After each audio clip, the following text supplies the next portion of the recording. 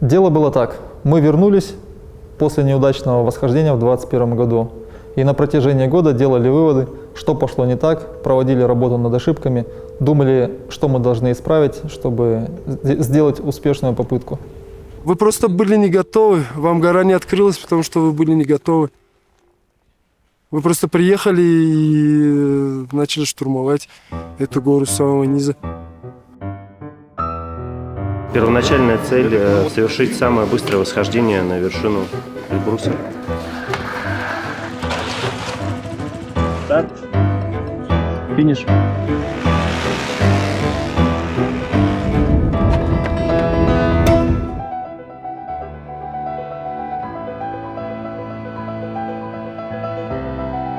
Бояться надо. Человек, который не боится, он в какой-то степени обречен.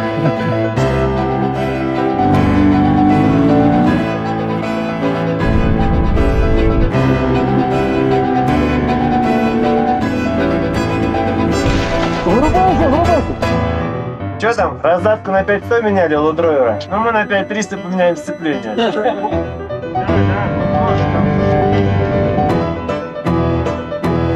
У нас сгорел мотор у меня на мотоцикле. Да, и запчасти, которые мы повезли, ничего, соответственно, уже не спасло.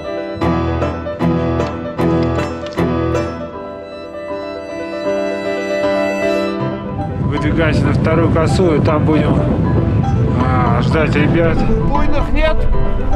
Буйный есть!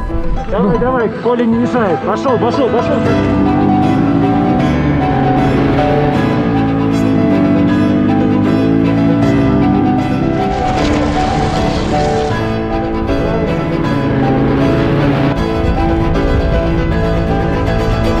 Остаток высоты до вершины остался 162 метра.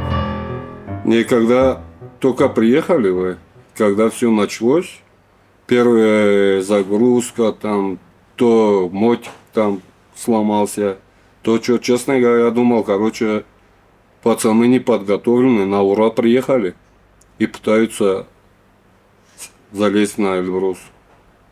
Честно говоря, сомнения были по отношению именно к вам. Информации было много, и мы поняли, что нужно провести технические внедрения в Snowbike. Это был мотоцикл для мотокросса с объемом двигателя 450 кубических сантиметров и четырехтактным мотором. Вместо переднего колеса установлена лыжа, вместо заднего – гусеница. И в результате у нас получился снежный монстр, который называется Snowbike. Мы использовали гусеничный комплект, максимально простой и надежный по конструкции. Привод осуществляется с помощью цепей, никакого пластика, металл, что, собственно говоря, при возможных падениях, в общем, обеспечило бы сохранность, нашей техники. Также мы использовали специально гусеничный комплект с широкой рамой. Это нам позволяет двигаться непосредственно на канте самой гусеницы и обеспечивает нам должное давление и зацеп на твердом покрытии, там, таких участках, как перила либо косая полка. В общем, комплект с узкой рамой нам бы не позволил добиться такого эффекта, так как сама бы полотно гусеницы бы подламывалось, ну, в общем, у нас был бы срыв. В прошлом году мы столкнулись с недостатком зацепа на одном из участков подъема, а именно верхние перила, вторая косая полка. Мы долго дискутировали, обсуждали различные варианты шипов, но мы, в общем, поняли, что в нашем случае это не рабочий вариант. Слишком маленькая поверхность зацепа. И нам нужно было придумать какую-то жесткую деталь, которая обеспечит более эффективный и широкий зацеп. Ну и, в общем, нас вдохновили ратраки. И вот мой друг Александр Шепель, в общем, автор идеи, который сказал, что нужно делать непосредственно лопатки. И мы долго обсуждали конструкцию этих лопаток. Были варианты делать какие-то широкие, во всю ширину гусеницы детали. Но, во-первых, это здорово бы утяжеляло саму гусеницу. А во-вторых, в случае потери такой детали, ну, в общем, мы могли просто разрушить всю гусеницу, разрубить трак. Вот наши металлические лопатки. Вот в этом месте оборвало одну, но, как видите, никаких разрушений нет. Лыжу мы использовали от утилитарного снегохода, она более узкая. На лыжу у нас установлены металлические коньки, которые позволяют врубаться в фирн и, собственно, контролировать мотоцикл и ехать на канте-лыжи. Мы установили другую аккумуляторную батарею, большую по размеру и другую по типу. То есть вместо литиевой мы поставили свинцовую. В общем, свинец, он более живучий в условиях низких температур, ну а больший объем нам позволил совершать большее количество циклов при запуске. Также мы вынесли аккумуляторную батарею из базы мотоцикла, для того, чтобы ее можно было легче снять и, самое главное, при необходимости запустить от пауэрбанка, так как у нее клеммы все открыты. В общем, очень легкий доступ, и это очень правильное решение оказалось. Несмотря на то, что мотоциклы у нас использовались в условиях низких температур, моторы у нас чрезмерно грелись, и поэтому у нас на мотике установлен вентилятор и термостат, непосредственно температурный датчик. Это связано с тем, что мотоциклы все время едут в гору с достаточно крутым углом атаки на протяжении долгого времени. Да, и, кстати, масло в двигатель мы залили на 10% больше. Это связано с тем, что у нас положение двигателя на всем протяжении пути находится под углом 45 градусов. В общем, это нам помогло также избежать масляного голодания. Альпинисты, когда совершают восхождение на вершину, используют на ногах кошки. В нашем случае кошки были неприемлемы по той причине, что сама конструкция кошек могла зацепиться за острые подножки мотоцикла. Также при опоре на ногу во время движения, в общем, можно было получить травму за счет того, что нога как-то завернется, затянет ее под гусеницу. Мы понимали, что вопрос с подошвой как-то нужно решать, и мы, в общем, поступили следующим образом. Мы прикрутили такие шипы, которые называются калкутеры.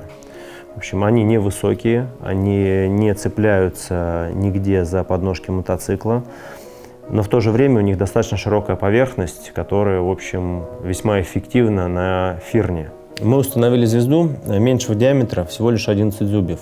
Мы хоть и существенно потеряли в максимальной скорости, скорость сноубайка снизилась у нас до 63 км в час, но мы получили движение сноубайка на холостых оборотах первой передачи в 5 км в час. В общем, это нам здорово позволило снять нагрузку с дисков сцепления, в общем, сохранить мотоцикл и мотор. В муфте на руле с левой стороны у нас вырез не просто так. Это сделано для того, чтобы ледоруб, который прикручен к нашей руке, к левой, не цеплялся, в общем, и в случае необходимости можно было эффективно, в общем, им воспользоваться очень быстро. Собственно говоря, все. План был такой, как и в прошлом году, стартовать мы планировали на колесных мотоциклах и на 3900 пересаживаться на гусеничные.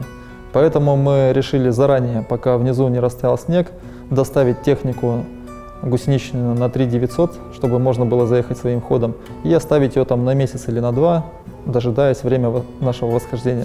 7 мая выезжаем на Эльбрус, отвозим сноубайки, чуть позже поедут мотоциклы. Будем доделать то, что не сделали в прошлом году.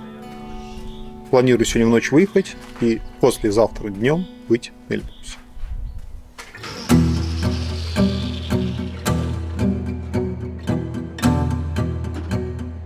Сноубайки будем поднимать наверх с они, катаемся.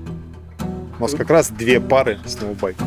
Мы раз съедем, посмотрим, потом еще раз заедем, посмотрим.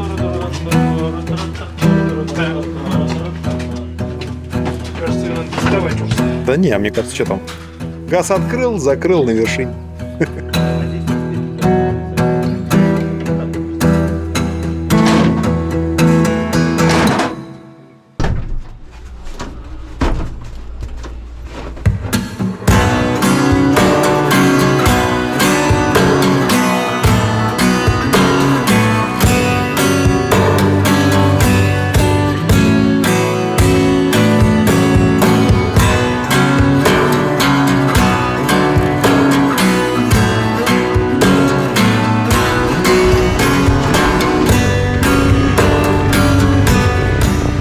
Короче, через 3 минуты стартануть. Вот, тут какие-то люди на сноубордах спускаются, там ничего, не проблема.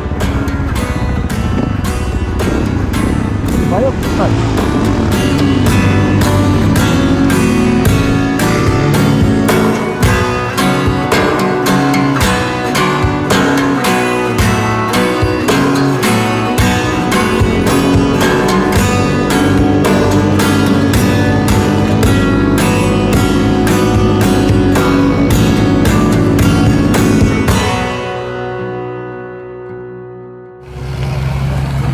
Сань, где мы? Горбаши 3850. План выполнен, мотики наверху. Мы не зря приехали. Поехали. 9 мая мы забросили сноубайки до станции Горбаши. В общем, задачу выполнили. И эту поездку я решил, в общем, совместить с небольшим мини-отпуском. Мы вместе с супругой собрались совершить восхождение на вершину.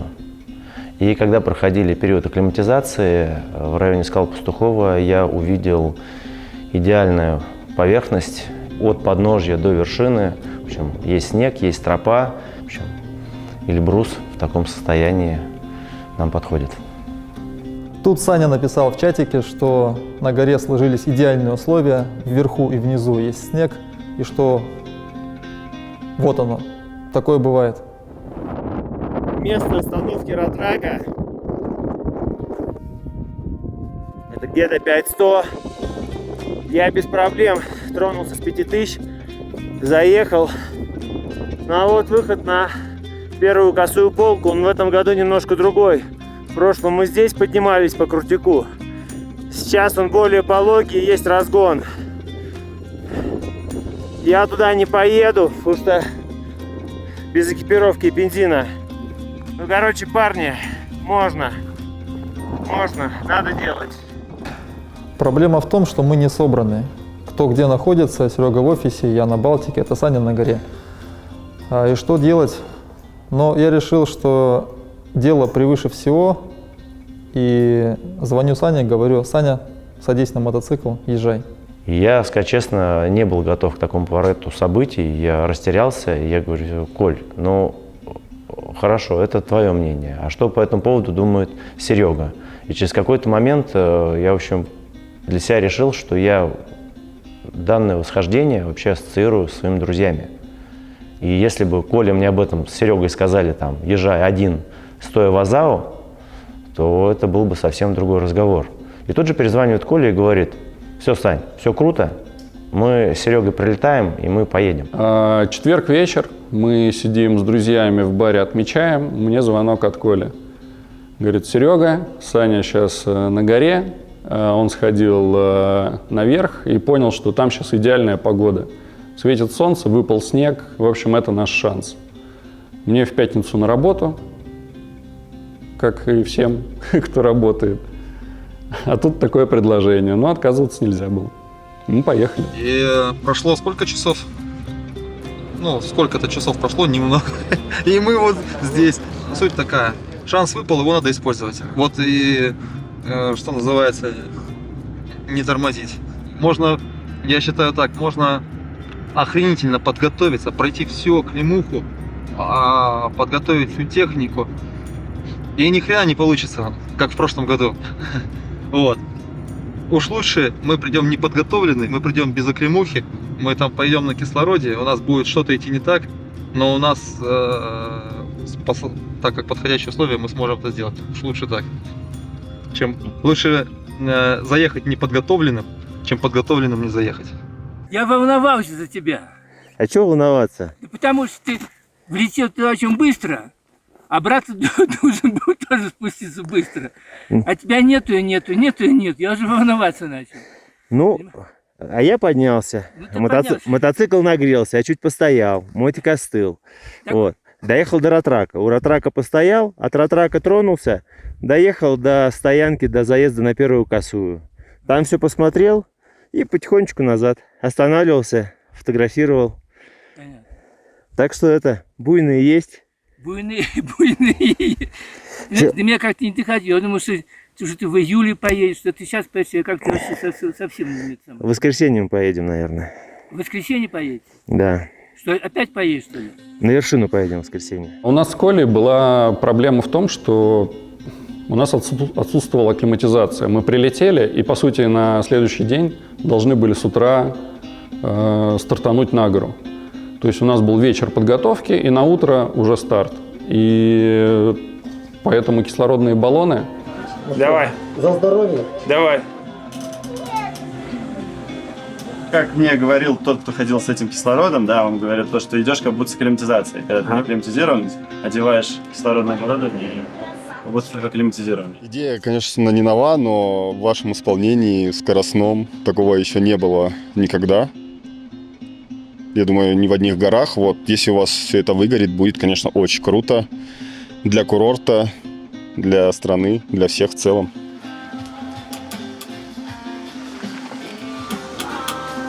Это индикатор твоего кисло.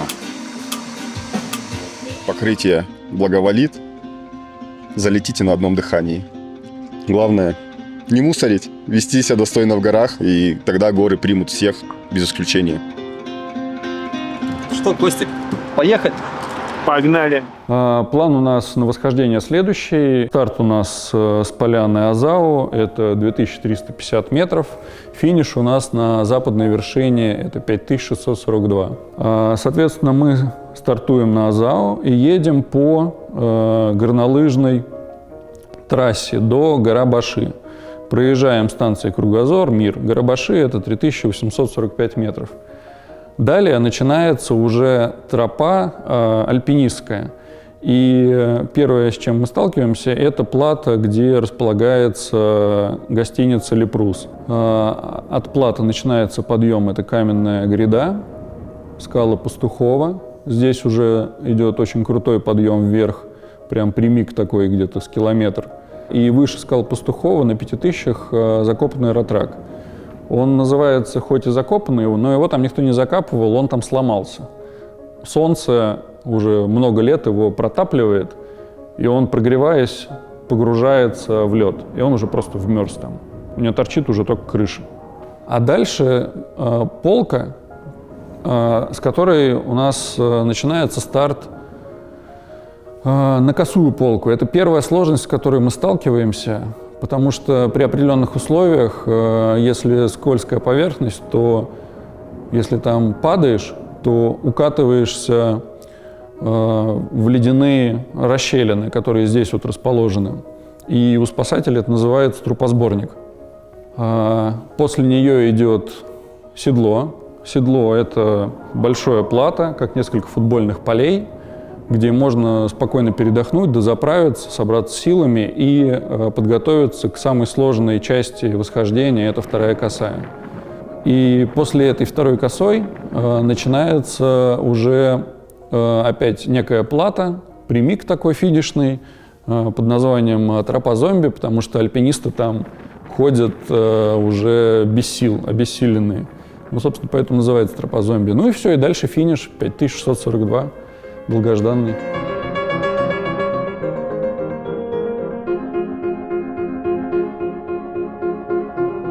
На 15 мая выпадала отличная погода, там небольшой ветер, снег выпавший, правда, начинал уже таять. А на 16 вообще стояла уже пурга, и нам нужно было успеть.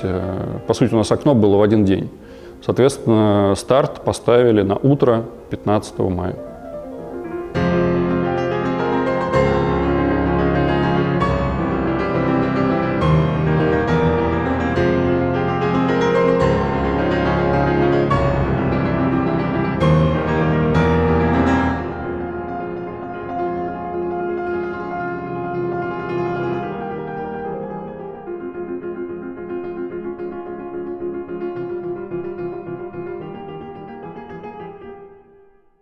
Я вот думаю, чего мы все так рано, куда-то едем? Почему нельзя в обед выехать? Что эти вставания все? Жизнь – боль. Жизнь – боль. Мы выезжаем где-то в 4, чтобы в 6 быть на седле. И оттуда уже на первую и на вторую косую, чтобы разделились. И будем уже там ждать их, а там уже дальше больше. Мы уже по маршруту примерно понимали, где усложнение будет, где будет там, надо будет тянуть или там надо будет там подтягивать. Это вот вторая косая полка.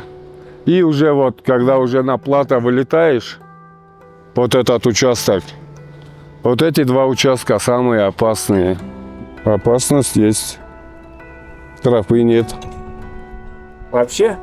Можно сказать, да. что нету. И жесткое покрытие, да? Жесткое покрытие, наискосок все ушло. Ветром задуло все.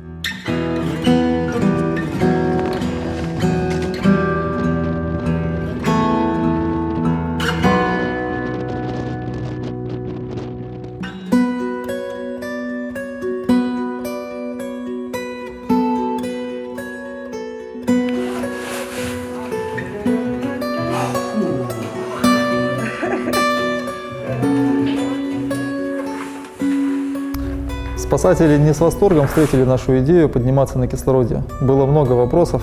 Если бы оборудование вышло из строя во время восхождения, это подвергало нас риску, и мы могли сразу потерять координацию, а это тем более при этом было опасно управлять техникой.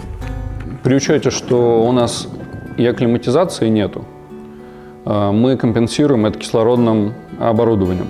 Но при этом есть еще один нюанс, который нам спасатели сказали, что при быстром подъеме на гору меняется давление, атмосферное давление, оно понижается. И организм неадаптированный плохо воспримет это. Эта гора, она ошибок не прощает. Повторюсь, что надо быть предельно осторожным. Надо взвешивать свои каждые шаги, смотреть на погоду, смотреть на состояние здоровья, чтобы все благополучно закончилось. И когда мы проговаривали план восхождения и порядок, кто как двигается, спасатели порекомендовали двигаться до участка заезда на первую косую полку вместе с парнями. Мы должны ехать все вместе. И когда мы совершаем остановку на дозаправку, мне говорили, что обращаю внимание, как они себя чувствуют. Потому что выйдет из строя оборудование кислородное незаметно для них. То есть они это могут не почувствовать. Мы стартанули с поляны Азава в 5:48 утра на 3 мотоциклах. У нас было всего 4 мотоцикла, 4-й был запасной.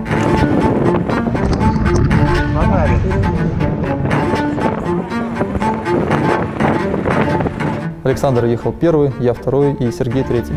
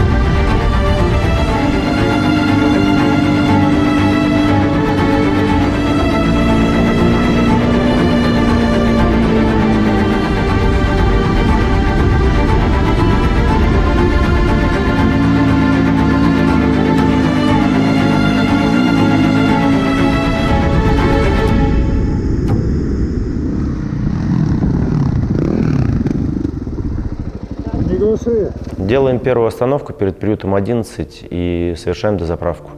Открывай бак.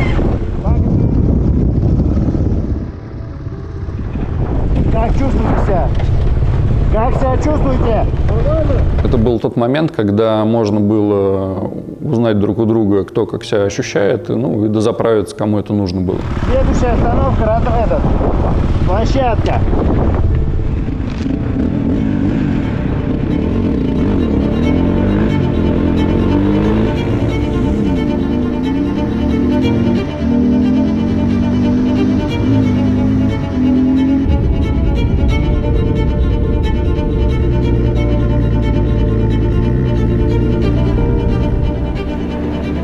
Сначала все нормально, все по плану, но примерно на 4000 я почувствовал, что с мотоциклом что-то не так.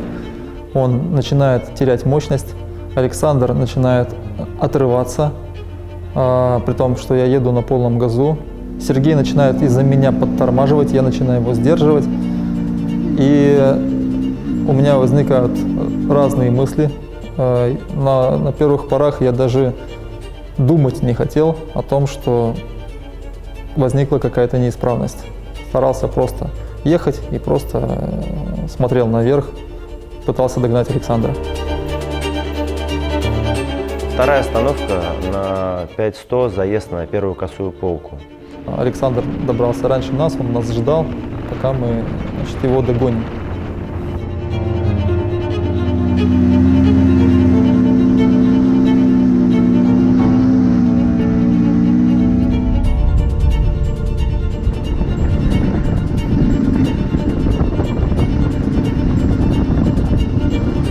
И по плану я двигаюсь первый, и до тех пор, пока я не скроюсь, ребята не двигаются за мной.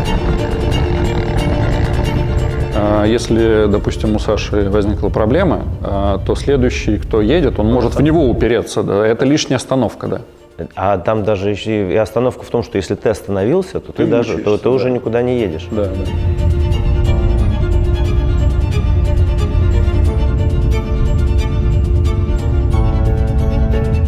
Саня тронулся, скрылся из виду. Мой черед, я пытаюсь поехать, и мотоцикл у меня не едет. У него не хватает мощности даже для того, чтобы тронуться по ровному участку на первой передаче. Я приехал. Полное состояние дежавю, та же площадка, тот же мотоцикл и снова неисправность. Дальше пытался я заехать, но так как у меня первая гусянка, на которой мы проводили все тесты, у нее была самая короткая лопатка, а я самый тяжелый райдер, то на пухлом снегу она, соответственно, меня не вытягивала. И я быстро забуксовывал и тоже не мог никуда уехать. Но в какой-то момент я попробовал заехать нестандартной траекторией, не по косой полке, а просто вверх траверсами подняться. И мне это удалось. Собственно, дальше я уже поехал один, Коля остался внизу. Когда я поднялся на седловину, я увидел склон, и, сказать честно, мы рассчитывали на другое покрытие. В общем, структура фирна и сама тропа, она вообще сильно отличалась и была даже хуже, чем в прошлом году. Посовещавшись с спасателями, мы решили, что штурмовать нужно выше вторых веревочных перил, и я погнал. В общем, проехав самый опасный участок, я увидел небольшую площадку. На этой площадке можно мне остановиться и потом дальше самостоятельно тронуться. И совершая остановку, в общем, я завалился в сторону обрыва, почувствовал скольжение, но, в общем, держался крепко за ручку мотоцикла и, в общем, остановился. Перевалил мотик в сторону склона. И, в общем, сказать честно, я чувствовал в себе уже недостаток акклиматизации, мне не хватало кислорода, и ощущение было такое, что мне просто его перекрыли. Я положил в сумку себе небольшой кислородный баллон для экстренного случая, и, в общем, на этом баллоне не хватало насадки, которая стыковалась непосредственно с кислородной маской. В общем, я прислонил кончик этого баллона к себе к зубам, чтобы, в общем, пошел кислород, но вместо этого мне раздуло только щеки и губы. В общем, ничего не получилось. Поднял мотоцикл, начал двигаться, и, в общем, на очередном участке в районе скал у меня произошло второе падение. В общем, я также перетащил мотик через эти скалы, немного отдохнул. Ну и дальше был небольшой подъем и поворот, и участок тропа зомби, и, в общем, я видел вершины, и мне уже было не удержать. В 6:45 я оказался на вершине Эльбруса.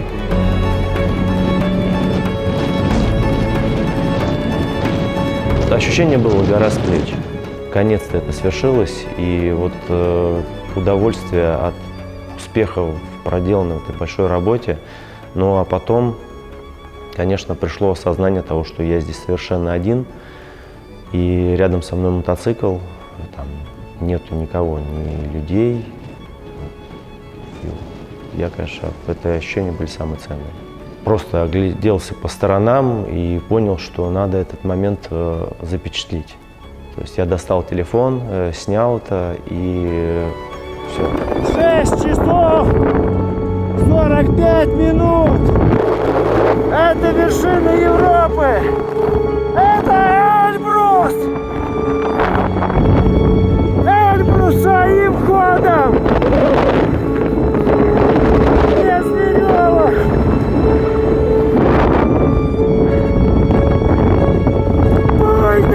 Есть! Это ощущение счастья. Это прям вот было такое. То есть я просто находился на вершине и наслаждался моментом.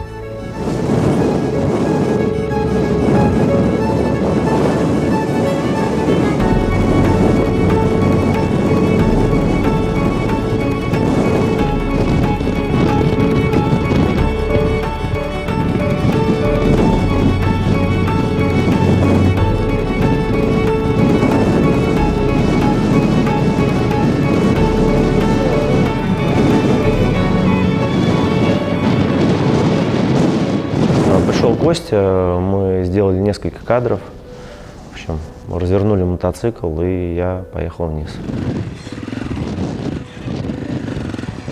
У меня нет тормозов.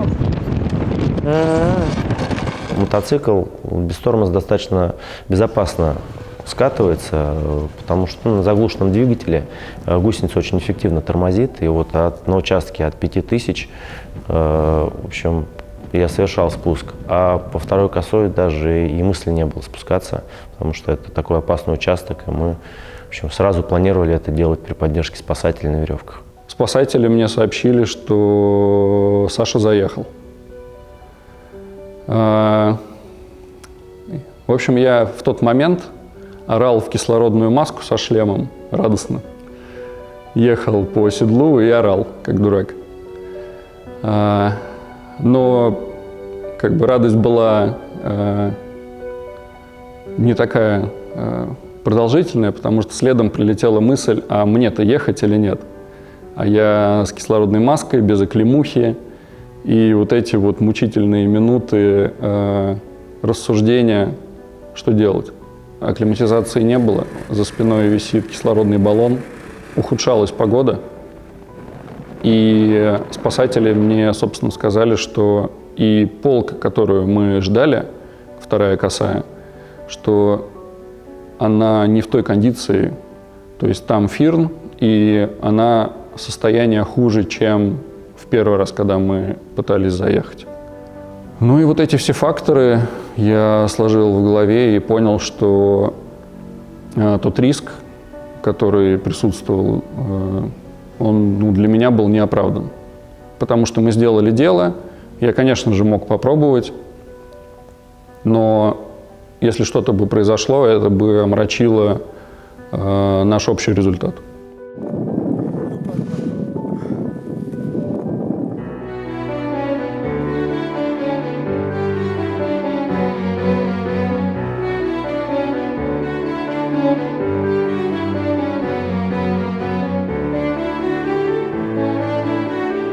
В общем, ребята уехали, я остался их ждать в начале косой полки, думал, дождусь, пока они будут спускаться, но просидев минут 30, мне пришла идея, что у нас есть внизу запасной мотоцикл, и что, возможно, я могу успеть спуститься за этим мотоциклом и приехать, и если у ребят какие-то трудности, они пытаются заехать, возможно, я могу успеть присоединиться к ним. Я прыгнул на мотоцикл и в полный газ, поскольку вниз мощность не нужна, в полный газ рванул, пытался успеть. И вниз я доехал без остановок, наверное, минут за 15. Приехал в поляну Азау для того, чтобы сменить мотоцикл. Он оказался не готов. Мы не ожидали, что так получится, что придется менять прямо во время восхождения мотоцикл. Он был не заправлен, у него был снят аккумулятор и лежал в гостинице. Не было сумки с инвентарем. Я приехал в лето, на мне 100 слоев одежды, кислородная маска под шлемом. И во всей этой амуниции с рюкзаком я начинаю бегать вокруг мотоцикла, подготавливать его к заезду. Прошу друзей, чтобы принесли аккумулятор из гостиницы. В общем, порядка 40 минут я подготавливал мотоцикл, все готово, сел, одеваю маску, откуда-то в маске взялась вода, я ее вылил, одел на глаза и охренел. Потому что каким-то образом в маску попал бензин, не сразу почувствовал запах, потому что у меня же была кислородная маска на мне. Я просто почувствовал, что мне защипало сильно глаза, и я перестал что-то видеть, стал хуже видеть. И пришлось мне еще искать новую маску. Ну, в общем, еще порывшись минут 10, думая еще, что я, возможно, успею к ребятам, сел в мотоцикл, думая, что все остальное не важно, рванул вверх и пытался успеть. По ощущениям, я доехал раза в 1,5 быстрее, чем мне показалось, что Yamaha в принципе сама по себе мощнее. Ну и я настолько торопился. Доехав до скал Пастухова, я встретил Александра, он уже спускался вниз, мы остановились друг напротив друга. Я спросил, ну как? Он кивнул и сказал, что заехал. И у меня как гора с плеч, я подумал, ну все, готово. Мы не с пустыми руками, и у нас получилось. Но где-то в глубине меня сразу начало преследовать преследовать азарт. Я подумал, что значит это возможно, значит у меня еще есть шанс. И говорю, Саня, я поехал, и рванул наверх, дальше по косой полке. Еду наверх и вижу, как возвращаются спасатели. И у меня появилась тревога, что если спасатели снялись с позиции, то похоже, что я все-таки приехал поздно.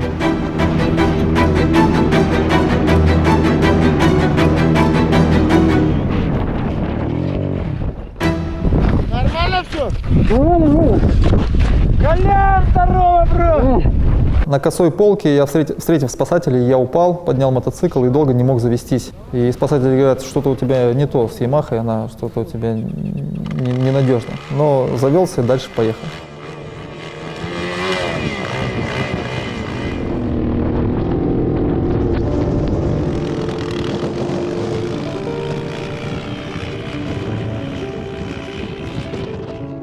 Приехал я на седловину, там был один Азамат, он был уже слегка усталый, вымотавшийся.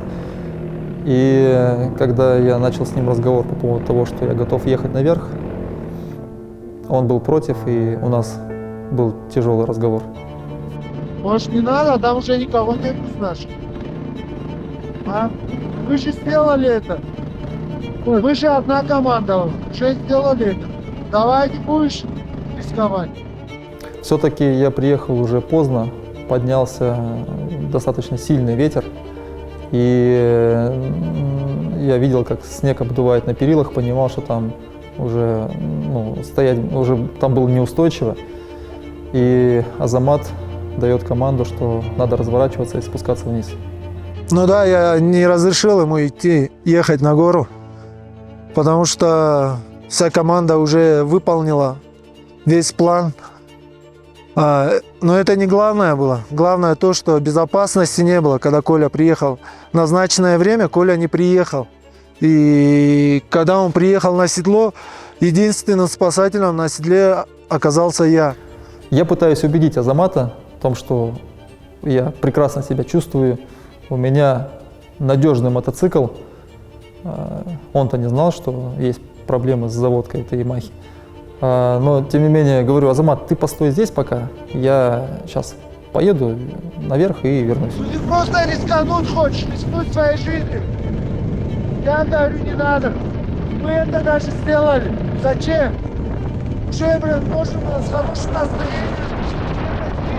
А не дай бог, что-то с тобой случится. Я понимал, что он прав, но не мог для себя это принять. И у меня мелькнула мысль, что поскольку он здесь, я могу рвануть и попробовать. Но такие истории, сам знаю, что обычно плохо заканчиваются. Я видел Колю, Колины глаза, он получал очень большие перенагрузки, прям очень серьезные перенагрузки получал. Он на седловине, его глаза надо было видеть. Это очень крутой проект. За 57 минут заехать с поляны Азал на вершину Эльбруса. Я не знал, я не ожидал, что у нас так круто получится. И с одной стороны это круто, но с другой стороны это очень опасно. Мы очень рисковали, прям по лезвию ножа шли. Мы сделали, как команда это. Мы же команда, буйные есть. Давай назад. Я думаю, для команды мы сделали в этот день все, что нужно. И Коля пускай не обижается. Поэтому, Азамат, тебе спасибо. Я развернулся и поехал вниз.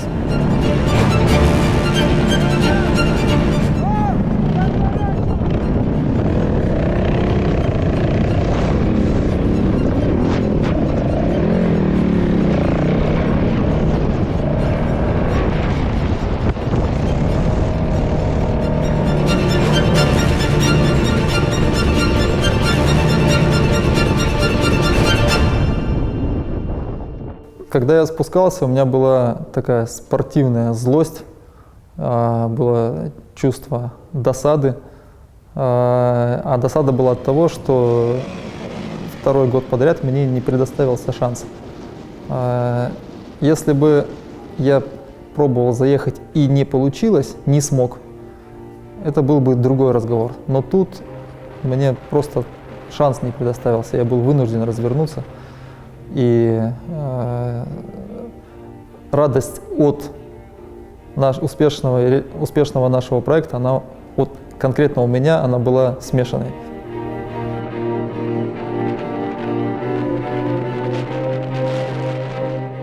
Тот риск, который был, я оценил, когда спускался вниз. Я увидел след от сноубайка, который оставил при восхождении. Это была узкая полоска от левого канта лыжи и маленькие зарубки, меньше сантиметра от стальных лопаток, которые мы установили. Вот на этих миллиметрах и получилось заехать. Я считаю, что это была большая удача, Эльбрус спустил.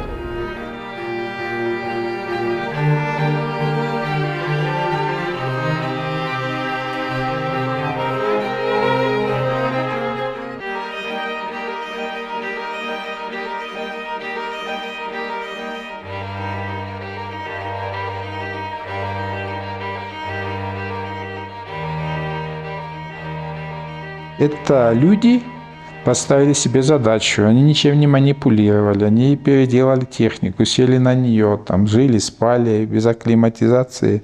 И я могу, пусть это будет звучит как угодно, кто как угодно воспринимает. Я считаю, это восхождение на Эльбрус на технике своим ходом, это впервые в мире. Это случилось сегодня. Все предыдущие восхождения, кто бы что бы ни говорил, я готов ответить за каждое свое слово. Не было ни одного восхождения на технике своим ходом на Эльбрус. На меня могут подать в суд, могут там протестовать то, что я говорю. Но это так. Я знаю, как поднимался Land Rover. Я слышал от своего отца, как поднимался мотоцикл. Я слышал и знаю, как были попытки подняться там на других мотоциклах. Мы там поднимались до станции Кургазов, дальше мы не могли идти. Вот я с полной ответственностью об этом заявляю. Если смотреть уже с технической, практической точки зрения, да, то, что даже то, что она идет там на 5-100 спокойно, да, дальше может подняться, это же большая помощь. В первую очередь для основной команды спасателей нужна разведка, и на этой машине можно было быстро разведать это все и передать ребятам, что там творится, что там случилось. Надо экстренно доставить кислород на седловину или мало ли. Можно было бы в спецслужбе содержать такие пару мотоциклов, мало ли.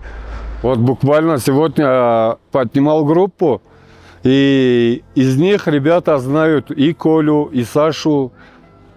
Всех знают практически. И вот они тоже увидели, где они ехали. Они говорили, да, у этих парней мужество есть.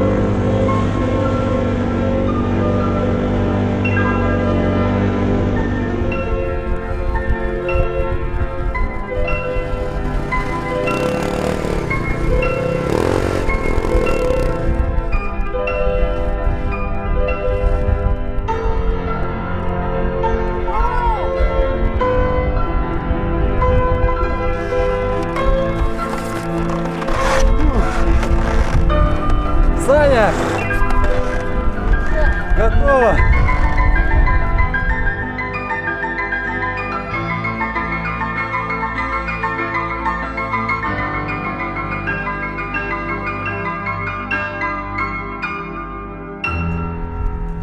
Хочется отметить тех, кто поверил в нас и вместе с нами прошел этот путь. Ведь это наш путь и результат наш общий по праву. Путь длиной 2 года. И это наш результат, ребята. Наша команда. Кавказ РФ. Хасан Тимижев. Хисабикаев. Национальный парк Эльбрусе. Малик Чучаев, Зарим Ютоков. Производитель гусеничного комплекта Vortex. Вадим Никитин. Мотопарк Вильяминова, Руслан Семенов. Команда DRC, Аркадий Усачев. Грузовая компания «Деликатный переезд». Автомотосервис, Сергей Самакин. Магазины XSR Мото, Сергей Митин. Мотофалькон, Денис Яковлев. Надежные аккумуляторы AirDrive.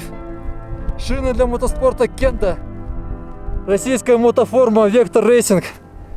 Ой, глаза дует, елки-палки. Залипляет. Экипировка и снаряжение от Альп Индустрии. Производитель резинокомплектов НПО Композит. Страхование спортсменов и путешественников Safe Pro Life. Личная поддержка Давид Коробченко, Валерий Шагенов. Команда фотографов, видеооператоров. И, конечно, наша отважная команда спасателей. Спасибо всем вам. Увидимся в горах. Буйные есть.